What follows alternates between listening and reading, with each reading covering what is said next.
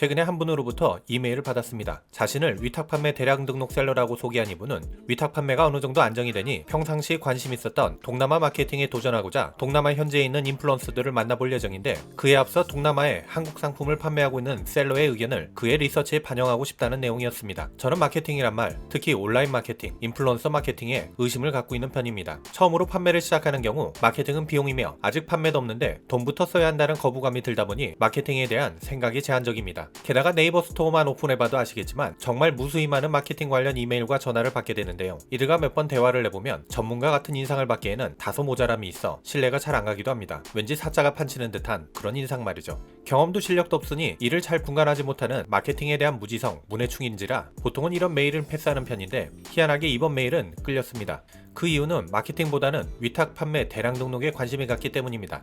저는 쇼피셀러를 하기 전에 위탁 판매부터 했었는데요. 위탁 판매는 초보자가 진입하기 쉬운 무자본에다가 재고 리스크도 없기 때문에 시도해볼만 하고, 게다가 직장 다니며 배운 엑셀 실력을 발휘하면 잘할 수 있을 거라 생각했지만 막상 하고 보니 도매가보다 네이버 최저가가 더 저렴하다는 것에 한 번, 그리고 동일한 상품을 파는 셀러의 숫자에 또 한 번, 그렇게 실망하며 금세 관두었던 뭔가 씁쓸하고 불가능해 보이는 분야였습니다. 그리고는 저는 쇼피로 방향을 틀었죠.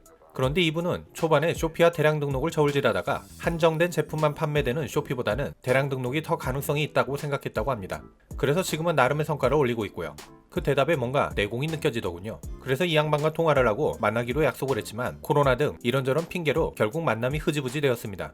사실 근무 중에 누군가를 만난다면 저의 반나절을 온전히 비워야 하는데 그러기에는 좀 부담이 있으며, 또한 단순한 호기심으로 만나기에는 그렇게 썩 끌리진 않았습니다. 뭐 그렇지 않습니까? 동남아 마케팅을 위해 현지에 직접 가서 리서치를 해보겠다는 말이 거창하면서도 뭐랄까 좀 허풍으로 들린다고 할까요? 그렇게 약 한 달이 지났을 무렵 저는 놀라움과 미안함, 그리고 경솔함을 동시에 느끼게 되었는데요. 그 양반이 정말 태국에서 유튜브를 찍어서 영상을 올리는 게 아니겠습니까? 저는 이분의 추진력에 반해 꼭 만나야겠다는 생각을 했고, 때마침 다시 연락이 되어 제가 직접 그분이 계시는 인천까지 갔습니다. 그래서 인천으로 향했고요. 지하철역을 착각하는 바람에 약간 늦었습니다만 아무튼 직접 만났습니다. 키도 크고 정말 훈남이시더군요.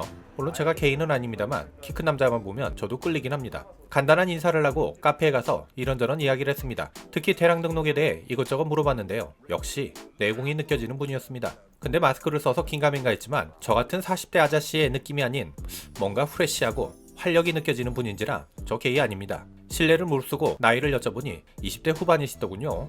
약간 어지러워지기 시작했습니다. 그래서 혹시 직장을 다니며 이 일을 부업으로 하시냐 물었더니 직장은 다녀본 적이 한 번도 없으며 처음부터 사업을 고민했지 직장은 생각해본 적도 없다고 하시더군요. 세상에 돈 벌 수 있는 기회가 이렇게 많은데 왜 직장에 다니냐면서요. 살짝 재수없는 멘트라고 생각했습니다.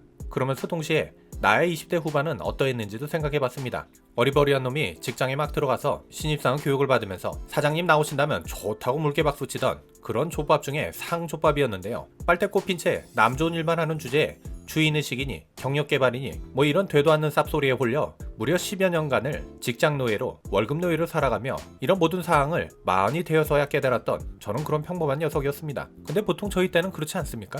암튼 거진 10년이 흘러 깨달았던 그 단순하지만 중요한 진리를 이 양반은 이미 20대 후반에 깨닫고 있었다는 것 자체가 저는 정말 놀라웠습니다. 게다가 이분은 아무리 작은 일을 한다고 해도 언제나 사업으로 진지하게 임하신다고 했습니다. 사업으로 임해야만 흔들림 없이 확신이 서고 보다 장기적 관점으로 시야가 넓어진다고 하시더군요. 그렇게 하지 않으면 오늘 하루 일한 만큼의 일당에 해당하는 수입을 얻지 못하면 가치 없는 일이다 생각하며 결국 자신을 월급의 틀 안에 가두어 경제적 성공에 기회조차 가질 수 없는 바보가 되는 것 같다고 하셨습니다. 정말 재수없지 않습니까? 이걸 20대에 깨달았다는 것이요. 하지만 저분도 흔들렸다고 하셨습니다. 6개월이 되도록 마땅한 수입이 안 생겨 가진 돈을 까먹으며 통장에 잔고가 바닥날 때는요. 그렇지만 그걸 이겨내셨습니다. 그래서 저는 이 양반한테 한마디 해줬습니다. 제 스승으로 모시겠다고요. 끈기와 확신. 우리 스승님이 가진 큰 무기입니다. 무려 제가 서울에서 인천까지 왔다고 저한테 밥까지 사주셨습니다. 역시 우리 스승님이십니다. 게다가 전자책까지 선물로 주셨습니다.